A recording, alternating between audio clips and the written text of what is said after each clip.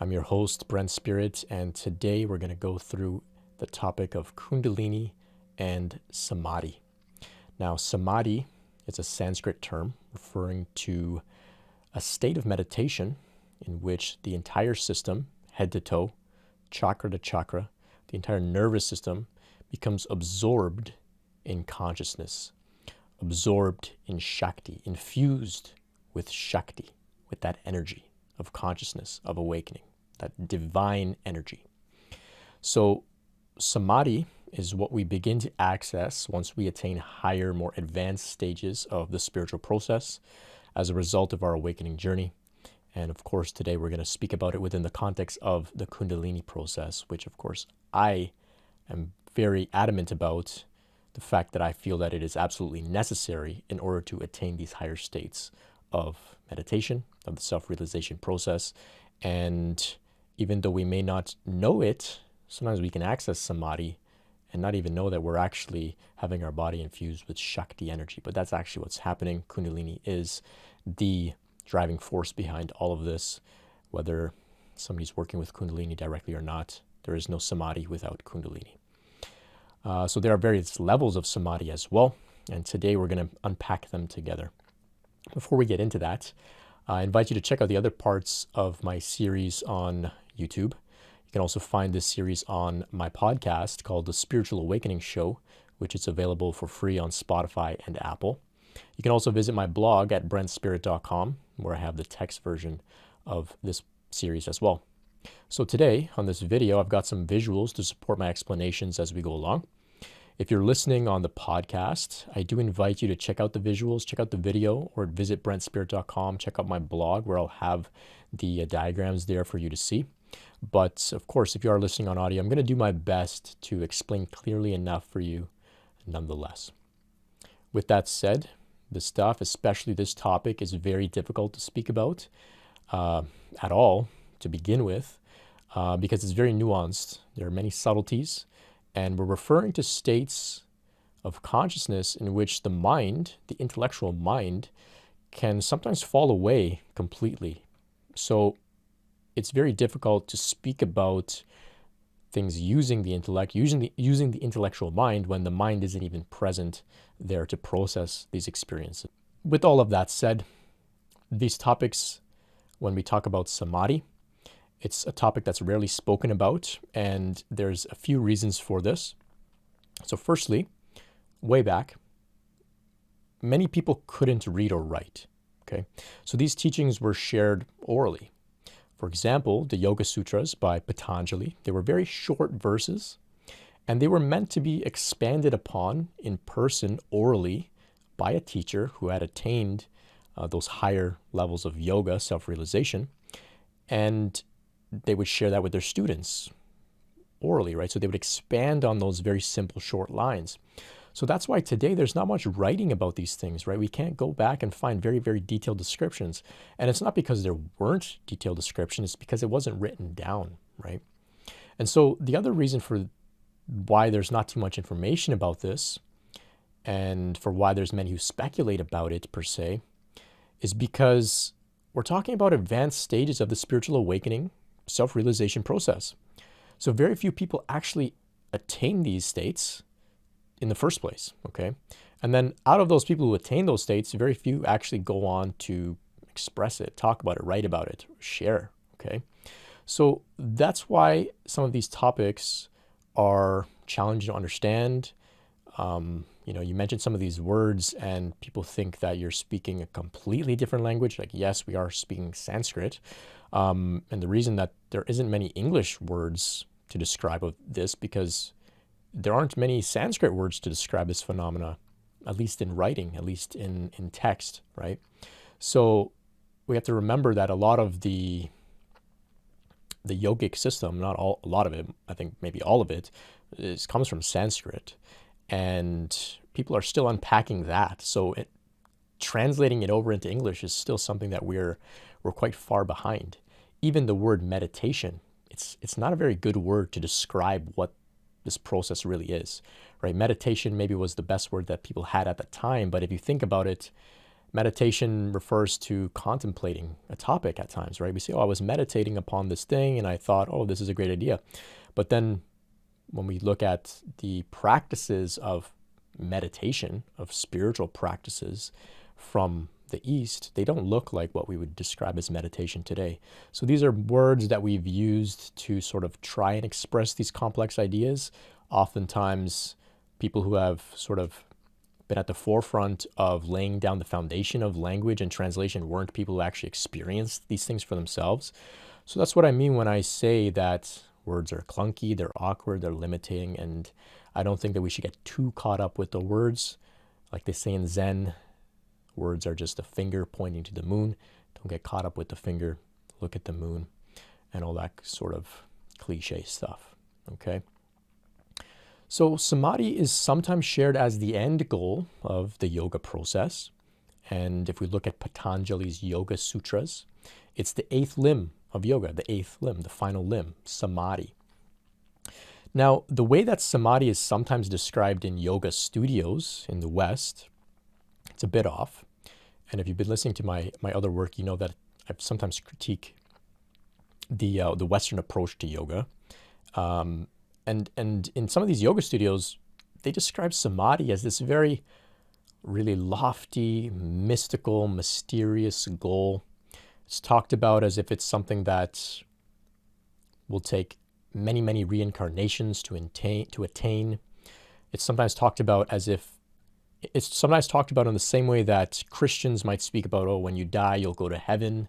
It's this very, very far out, lofty thing, sort of out of reach. And it's presented as something rather unattainable in this lifetime. It's presented as this very, very mystical, mysterious thing. Sometimes people in these yoga studios, they're teachers who haven't experienced it. And so they speak about it as if it's this very, very esoteric idea, right? And then they go and say, okay, so that's the goal of yoga, samadhi, but we're going to focus on asana, which originally means seat, how you sit in meditation. But we're going to focus on asana. We're going to do downward dog. We're going to do some arm balances.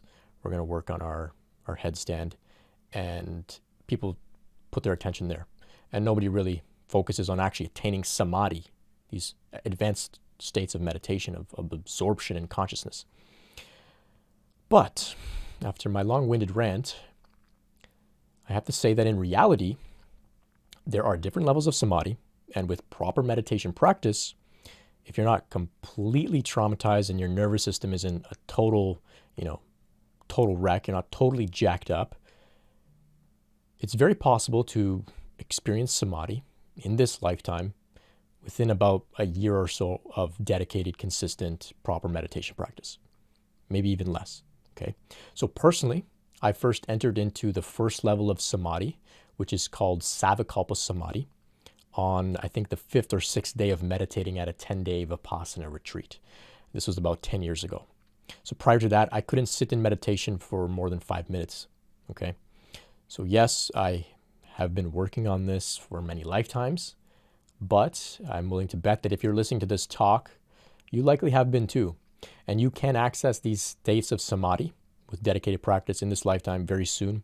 So don't buy into any ideas or believe anybody who implies that it's this very, very far off lofty goal.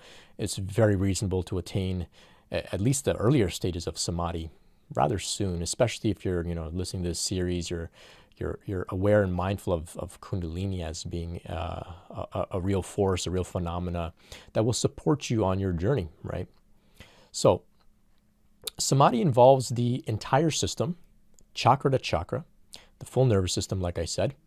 And it's a meditative state that's not just limited to the head, okay? So sometimes people think of meditation as this sort of mind practice, this concentration practice that occurs only in the head. It's like you're using your brain, you're using your mind. It's a very psychological process. And of course, it is a psychological process. It does involve the mind, it does involve the head, but it's not only involving up in the head. It involves the entire body. It involves the full nervous system. Right? And we can see this very, very simply when you meditate, you begin to relax, your breath slows down, your heart rate slows down, your muscles relax. This clearly shows it's to do with the full body. It's not just something up in the head, okay?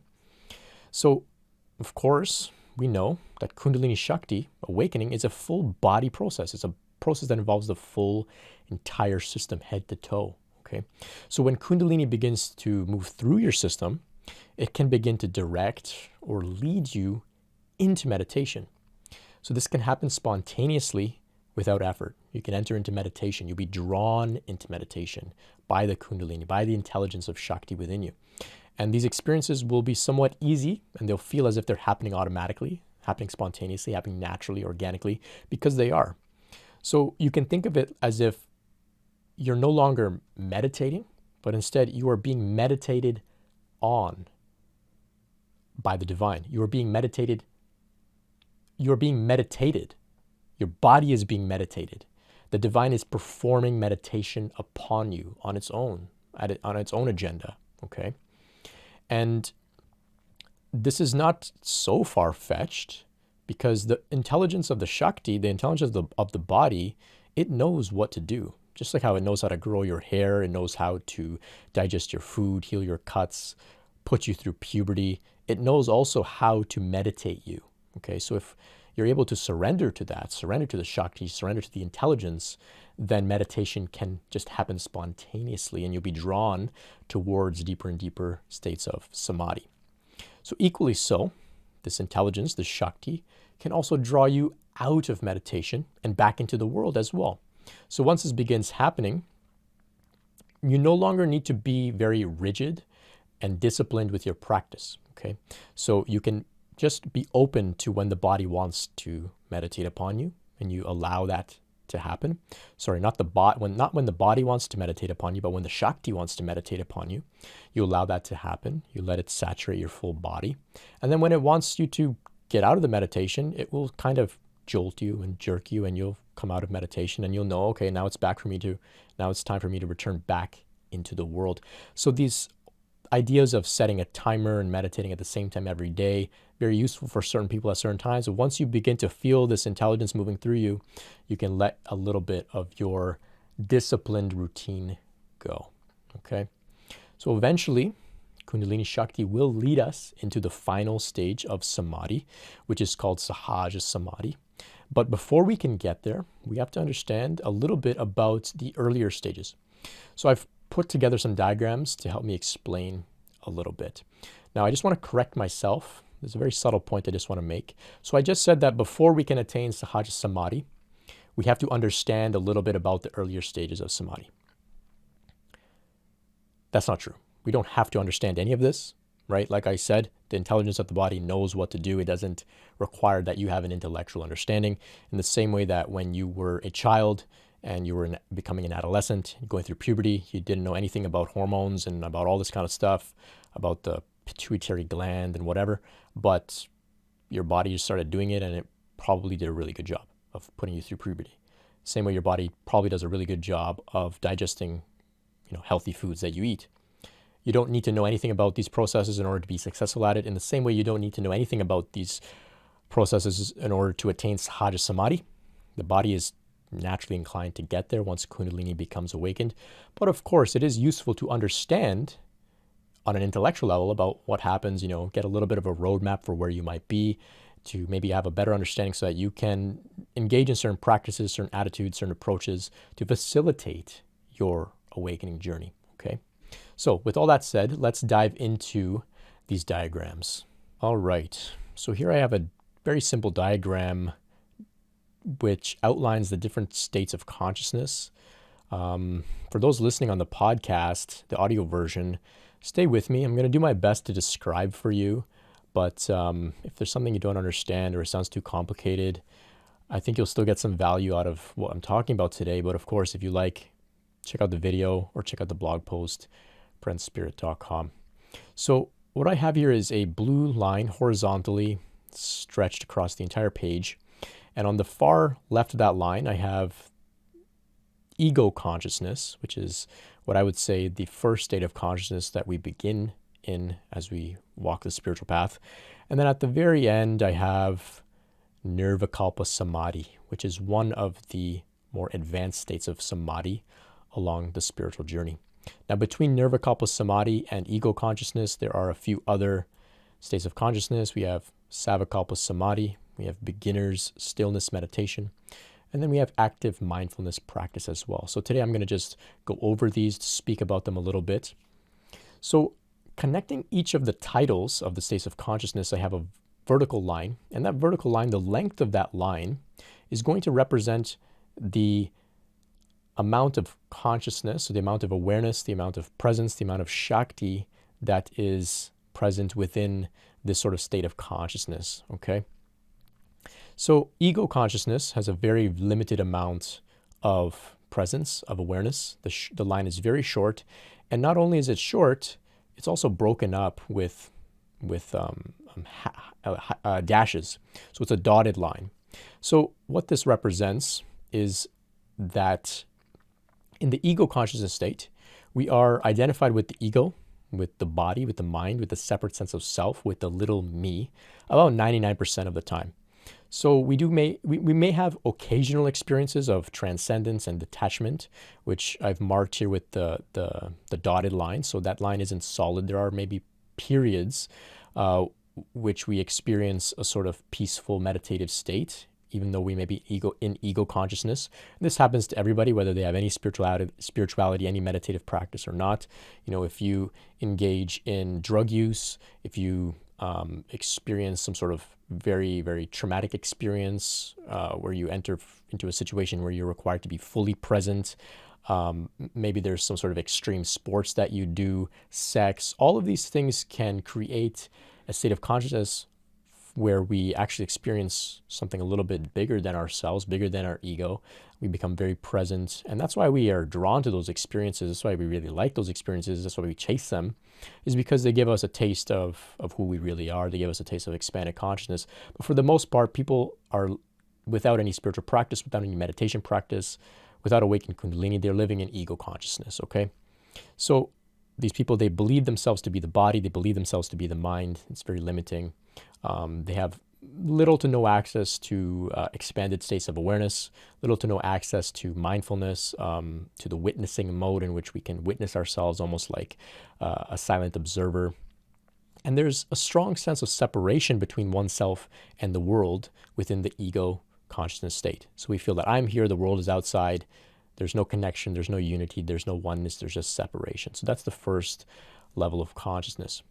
Now, as we move ahead, we begin to learn about mindfulness, and we might begin to practice it in an active way, okay? So with effort, we practice mindfulness throughout the day. And what that means is that we practice being a witness to the phenomena of our body, of our senses, of our thoughts, of our emotions. We practice being aware. We practice observing what is unfolding around us in our environment. It brings us into the present moment. And so the vertical line representing the degree of awareness, of presence, of consciousness, it's a little longer than in the ego consciousness state, but still it's a dotted line. There are, it's broken up intermittently, but because when we're practicing active mindfulness, we're not fully always 100% mindful. There are times where a thought may distract us, or we may get caught up in an emotion in our body. We may get triggered. We may just forget that we're practicing mindfulness and get drawn back into the ego. And so that's why I've used a dotted line here to represent the intermittent degree of spaciousness, the intermittent degree of awareness that we might be experiencing. So in this sort of mindfulness practice, we are drifting in and out of ego consciousness, and it's a practice. That's why we are engaging in it. We want to walk the razor's edge of mindfulness and practice being present, practice being the witness, practice being aware, practice being in our heart, and that sort of thing. So once you begin this is when the nervous system begins to be trained. It begins to be trained to relax. It begins to be trained to allow consciousness to permeate it, to infuse it, to saturate it.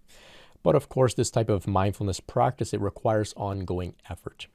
So without that effort, we return back to ego consciousness, okay?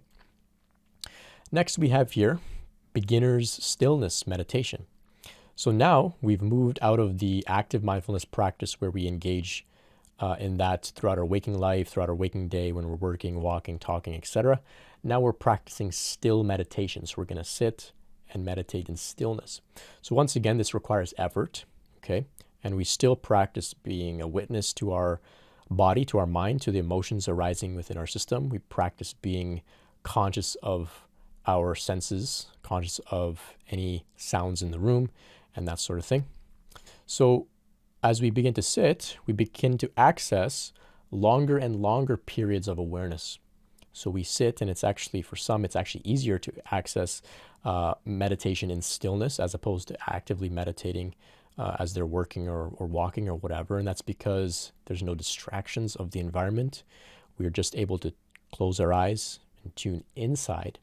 And the nervous system begins to relax even deeper and becomes even more trained, more infused with the ability to let Shakti, let presence, let consciousness permeate it, infuse it.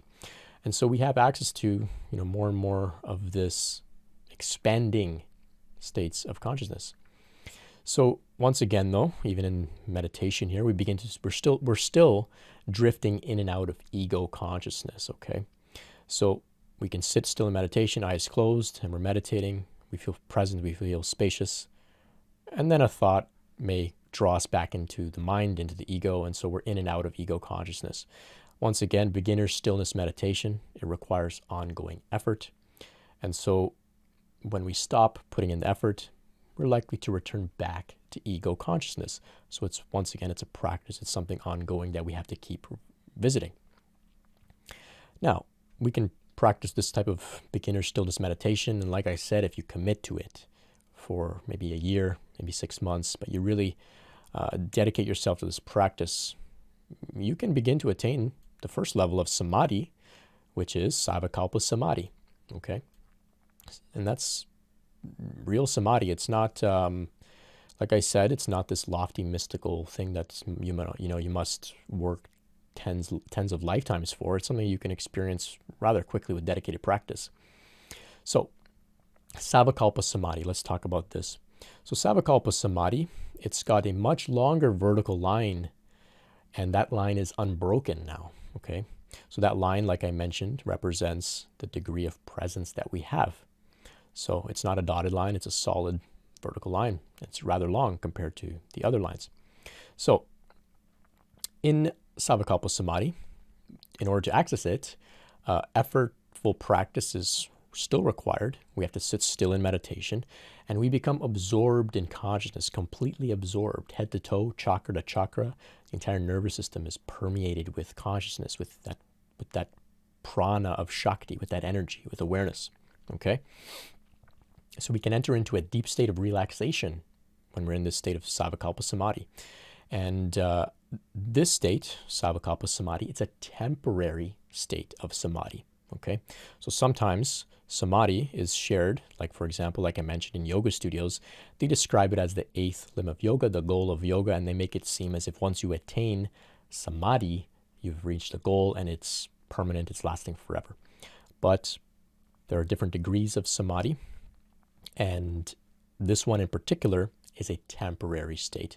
Now, before I continue, I just want to point out that I am referencing Patanjali and his Yoga Sutras, but he uses different terminology to describe the states of samadhi than what I'm using here. So maybe it's not too fair to compare the two systems and critique those that use one system when I'm using the other system.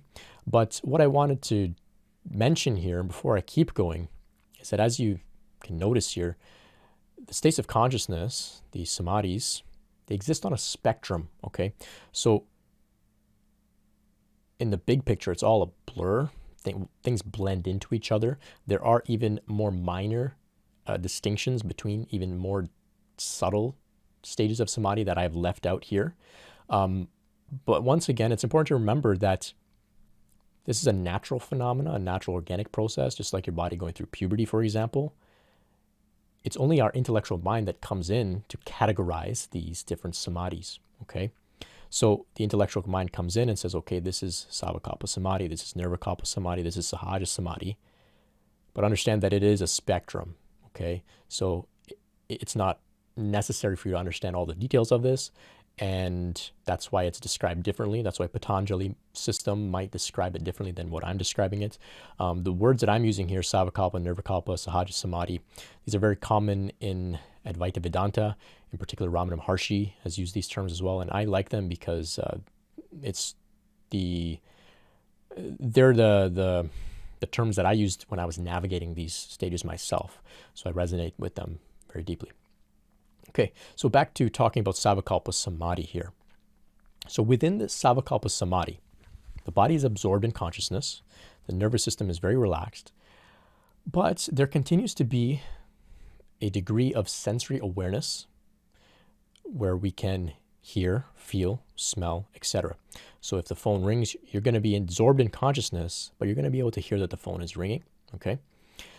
You're going to be able to smell something. If your house catches on fire, you're going to be able to smell it. It's not like you're completely gone. You're still present in the body. Senses are still active, okay? The frequency of the arising of thoughts, it may decrease, but the thought stream can likely continue. So you'll still have thoughts present, but even though thoughts are present, you'll be able to rest in that awareness as your full body is saturated in consciousness. You may be able to also perceive that your mind is saturated in consciousness, that those thoughts are arising out of consciousness and they're returning back into consciousness. So you'll be able to experience still the human functioning, the human phenomena, the senses, the thoughts, etc., but you're in this higher state of meditative consciousness as well, okay? So there is a sense of awareness and spaciousness around the ego, around the mind, around the sense of self. You recognize that there's a little bit more to you than just this body, just this mind, just the ego. There's spaciousness that contains you, that spaciousness that is inside of you, outside of you, all around, and that it is you as well, okay? So the nervous system, the chakras, and the emotional trauma, conditioning, imprinting, wounds, pain, they begin to be healed and released once we enter into these more advanced stages of samadhi at a very, very high degree. So it's kind of like when you enter in samadhi, it's kind of like you're entering into an oven and having that oven burn up all of the impurities within your system, okay?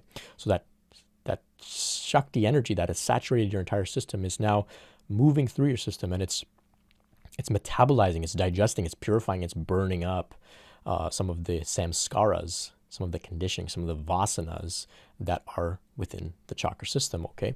So that's what's happening when you go into samadhi. Samadhi is not necessarily an escape from the world, an escape from the body, escape from life.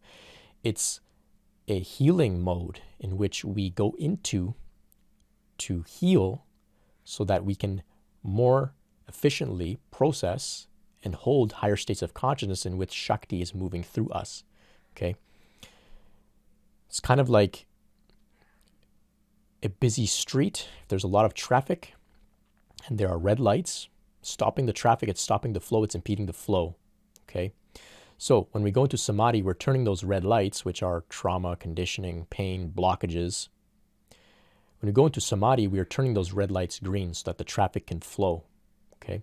So we're letting the energy move through our system, move through our chakras, move through the nadis within our nervous system and heal us so that we can allow that energy to flow more and more, the Shakti to flow more and more, and then we can, of course, attain levels of consciousness in which we're able to radiate and abide as spacious awareness, abide as Shakti, abide as the divine that we really are when we're not in seated meditation as well, okay?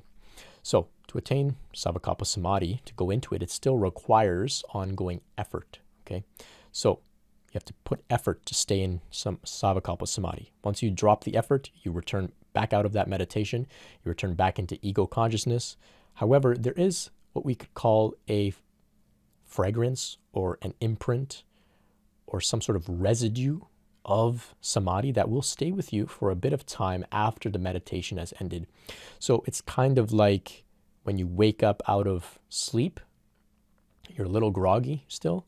In the same way, when you come out of samadhi, you're not sleeping, you're not meditating anymore, but there is still a bit of spaciousness, a bit of awareness, a bit of Shakti that will follow you around a little bit. Eventually, though, you will return back into a more an ego consciousness type of state.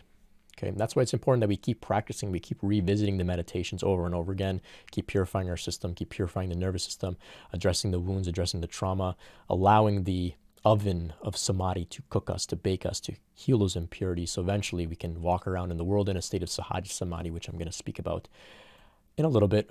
But first we're going to talk about Nirvikalpa Samadhi. Okay, so Nirvikalpa Samadhi. Here we have an even longer vertical line representing the awareness. It's unbroken. It's a little longer than Savikalpa Samadhi. So Nirvikalpa Samadhi comes after Savikalpa Samadhi. So you probably, for the most part, maybe with the use of psychedelics and maybe if you put in a lot of work in a previous lifetime, you might be able to jump ahead to Nirvikalpa Samadhi and have a very profound experience there. But generally speaking, Savikalpa Samadhi is going to precede Nirvikalpa Samadhi, okay? So it's gonna require effort to enter into Nirvikalpa Samadhi. All of these meditative states of consciousness do. And when I say effort, I mean it's not going to happen without effort in the same way that Sahaja Samadhi does, which I'll speak about as well.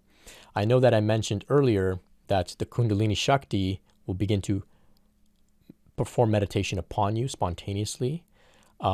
Yes, I would speak of that as a type of effort, but it's an effort that is being performed by Kundalini, not by you, but it is still effort. Okay, that's what I mean when I refer to effort. I know that some of this might not make any sense. Maybe I could explain it a little better, but if you don't follow, it's okay. Just let it go. It's not a big deal. Okay, so Nirvikalpa Samadhi is a temporary state, just like Savikalpa Samadhi. Once we go into it, we will come out of it and return back into a lower state of consciousness, like ego consciousness. Just like Savikalpa Samadhi, Nirvikalpa Samadhi involves the nervous system being fully saturated in consciousness and Shakti. However, the difference between Nirvikalpa and Savikalpa is that within Nirvikalpa, sensory awareness ceases, as does any sense of the ego, the mind, the me, any sense of the world, any sense of the body as well. The thought stream will cease also. So there's complete and utter stillness. It's kind of like being in a very deep sleep, but not exactly. Okay. So within Nirvikalpa Samadhi, the mind isn't even there to recognize and say, oh, I've entered into Nirvikalpa Samadhi. It's a very difficult thing to explain. It's kind of like you don't know that you fell asleep until you woke up out of sleep. In the same way, you're only able to recognize that you were in Nirvikalpa Samadhi when you come out of it and you have that imprint, that residue of Shakti, and there has been a sort of lapse in your recollection of thoughts, phenomena, experience of world for that period of time. So just like Savikalpa Samadhi, the nervous system, the chakras, the emotional imprints, the vasanas, the samskaras are burned up. They're healed at a very high degree within the oven of Samadhi. So Nirvikalpa Samadhi is a little bit more efficient at burning up and healing some of the things that we experience in our nervous system and our chakras, but it's not much more efficient than Savikalpa, I would say. And it's not necessary to think that, okay, if you have access to Nirvikalpa Samadhi, it's not necessary for you to always go into Nirvikalpa Samadhi, okay? Sometimes it's more ideal or preferred to stay in Savikalpa Samadhi and to stop yourself from going into Nirvikalpa Samadhi. And the reason for that is when you come out of Nirvikalpa Samadhi, it is a little difficult to return immediately back into the world because you are very, very sort of peaceful, relaxed, spacious, very, very, you're not very grounded. And so it can take a little bit of time to return back to the world, So it's not like, you're going to take a 20-minute break between work, go into Nirvikalpa Samadhi, then come out of Nirvikalpa Samadhi and jump right back into work. Of course, it depends on what your work is. But Nirvikalpa Samadhi is a little bit more of an extreme meditation that takes a little bit more time to adjust back into the world after you've finished that meditation. And so for that reason, many meditators may prefer to go into Savikalpa Samadhi, work on that sort of healing state, work within that state, and then return back in the world without having to, spend an hour or two readjusting, landing, becoming grounded once again, okay? So within Nirvikalpa Samadhi, you may be wondering then, if you go into that and there's no sense of self, there's no sense of the world, the body, no thoughts, etc., how are you going to know how to come out of it? Can you get stuck in Nirvikalpa Samadhi? Well, the Shakti, the Kundalini, the intelligence of the body will just kick you out of Nirvikalpa Samadhi when that session is done. When it feels that you've had enough of that absorption in consciousness and it's time for you to return back to the world, it will just kick you out and you'll feel a sort of jerk or sort of something will trigger you to come out of the meditation, and it might be an external phenomena as well, like the doorbell rings or something, and you might be called back into the world in that way. So you don't have to worry about getting stuck in Nirvikalpa Samadhi. There are tales of some yogis going into states of Nirvikalpa Samadhi for months on end and that sort of thing, but nothing to fear. That's not necessarily going to happen to you, because if it does, Kundalini Shakti will still take care of you. Okay, it's not like she doesn't know everything about your life and the context and your responsibilities and everything, so it's nothing to worry about. For those yogis who go into Nirvikalpa Samadhi for months, for example, a crowd forms around them, and the crowd, makes sure that nothing is going to go wrong. All their responsibilities are taken care of, all that kind of stuff. So it's not like you're going to go into Nirvikalpa Samadhi in your room or up at your cottage all by yourself in isolation and get stuck and die or something. It's not going to happen. You don't have to worry about that. Okay. So once you're finished with Nirvikalpa Samadhi, once you get kicked out of it by the intelligence of your body, by Kundalini, you'll return back to ego consciousness. And just like when you return out of Savikalpa Samadhi, you'll have a bit more spaciousness, a bit more presence, a bit more of that Shakti energy moving through your system, which will persist for a little bit, and eventually the momentum of that will become depleted, and you'll have to return back into practicing meditation some more. Okay, so that's a little bit about Nirvikalpa Samadhi. Okay, so now we've seen here the full spectrum from left to right across this blue horizontal line. We have ego consciousness, active mindfulness practice, then beginner stillness meditation, then Savikalpa Samadhi, then Nirvikalpa Samadhi. Now, there is a higher state, final state, called Sahaja Samadhi. So, Sahaja Samadhi, for those listening on the podcast, I haven't included it on the horizontal spectrum. Instead, what I've done is, if you zoom out of the horizontal line here, I have a full giant circle that encompasses that horizontal line. And all around that circle is Sahaja Samadhi. So if we see here, Sahaja Samadhi contains the full spectrum of all of the different states of consciousness, from ego consciousness all the way up to Nirvikalpa Samadhi. Sahaja Samadhi contains everything, okay? So, Sahaja, Sahaj means natural, it means spontaneous. Sahaja Samadhi does not require effort, okay? So you can't say, okay, I'm going to go into Sahaja Samadhi and I'm going to meditate myself into it. No effort, only spontaneously, okay? It's just the natural state. And once it's attained, it doesn't go away. It's what you've attained as a result of practicing the lower levels of Samadhi, as a result of your Kundalini process reaching relative completion, as a result of your nervous system being cleared to the degree at which it can hold Shakti within it at length without having to, revisit meditation. Okay, so this is what Sahaja Samadhi is. It's very difficult to describe this in words. It's impossible to describe it in words. It's so far beyond words. It can only be really experienced directly to fully understand what it is. But of course, I'm doing my best to try and describe it, to give you an idea of what to look forward to. Or maybe you've actually attained Sahaja Samadhi, you just didn't even realize it. That can happen as well. It's so subtle that you might not even realize that you're in Sahaja Samadhi. So I want you to see here that the circle of Sahaja Samadhi contains the full spectrum, like I said, and it begins on the left. Prior to ego consciousness, we're in Sahaja Samadhi. After Nirvikalpa Samadhi, we find ourselves in Sahaja Samadhi. So Sahaja Samadhi has been there the whole time, right? It's been there the whole time. It's contained everything.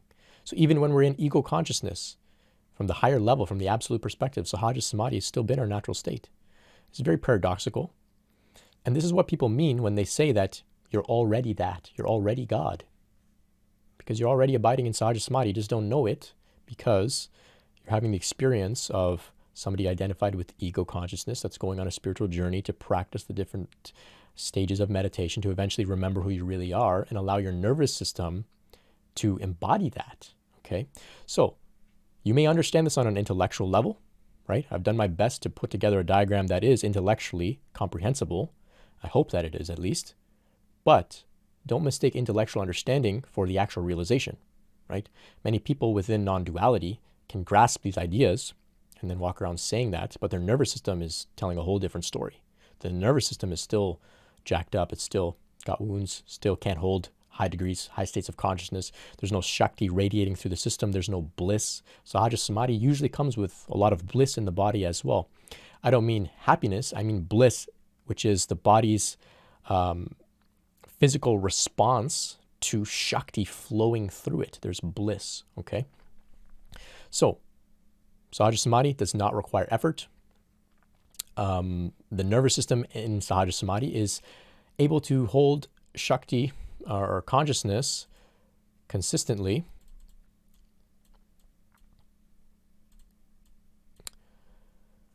due to most impurities or samskaras or vasanas being healed. Now, I say most because some impurities are going to remain just by virtue of being a human being, okay? There are certain psychological things, genetic things that we have just inherited from our ancestors, certain quirks, certain inconsequential vasanas, and things like that that we don't necessarily need to heal in order to abide in Sahaja Samadhi. The Kundalini, the Shakti can flow around those impurities just fine, and it can maintain a strong, consistent, ongoing, perpetual flow of Shakti through the system despite these very inconsequential vasanas, for example. For example, you may have a fear of heights. You don't need to clear your fear of heights in order to attain Sahaja Samadhi. Or you maybe just have a fear of spiders. It's a healthy fear to have for some. You know, spiders kill people, they're poisonous, venomous, whatever. And so it's not like this is an egotistical fear that you need to clear if you want to have Sahaja Samadhi. Some of these fears are natural, they're biological, they're part of being an animal, which we are. They're part of being a human being, which we are. Some of them are just cultural conditioning. And these are inconsequential things that aren't going to impede our access to Sahaja Samadhi. But of course, the more that we heal, the more deeper we can go into Sahaja Samadhi. And so once you attain a certain degree of Sahaja Samadhi, that doesn't mean that you don't have to, continue to meditate to allow even more healing to happen. That doesn't mean that you don't have to work on yourself, self-love, work on, whatever things might still trigger you at times. It doesn't mean that you're not going to benefit from doing, things like therapy or taking care of your body and that sort of thing. Sahaja Samadhi is the highest state of samadhi for like a human being, but it's for a human being. And so human beings have imperfections, have flaws. We're works in progress.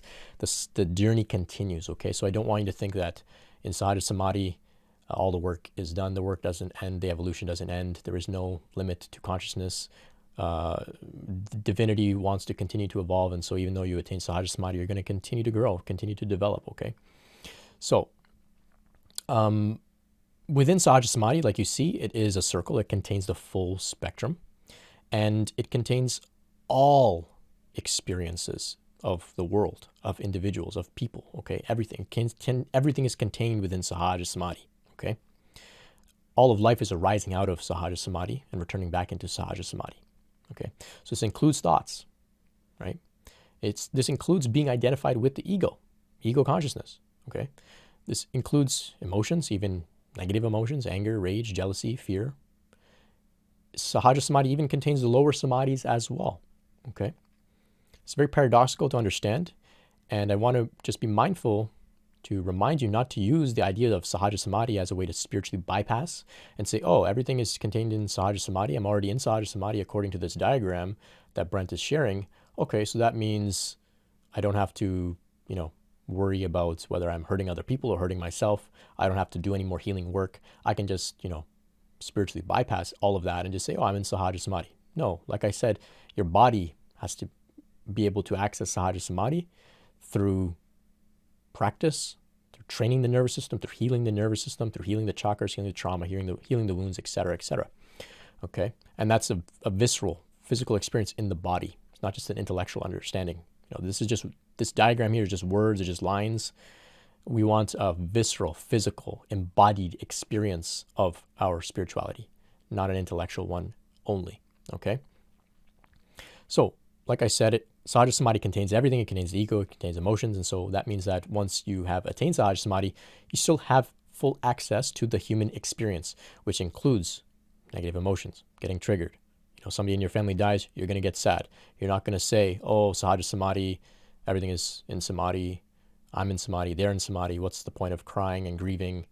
I shouldn't do that.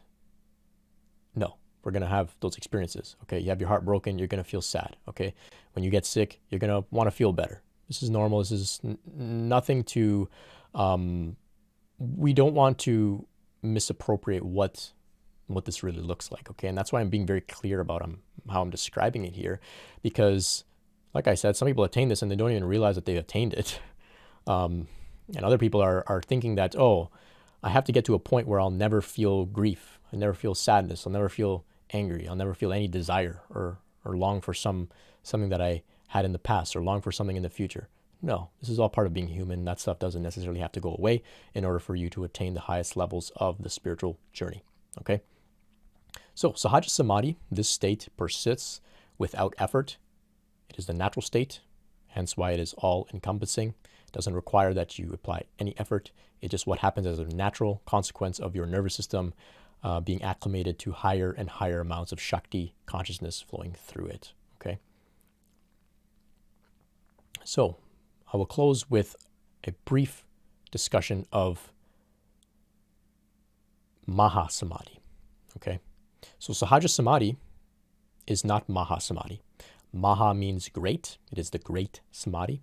And that, like I mentioned in the beginning of our talk today, Mahasamadhi occurs when the body is dropped and a person dies. Okay? So Mahasamadhi implies a samadhi that is at a higher level than Sahaja Samadhi.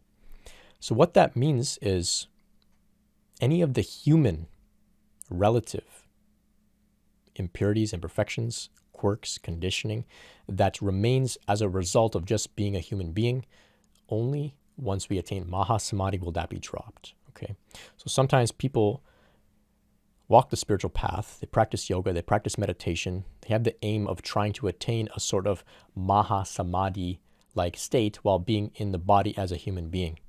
It is an unattainable goal. Just being a human being, you are bound to have conditioning, vasanas, trauma, etc.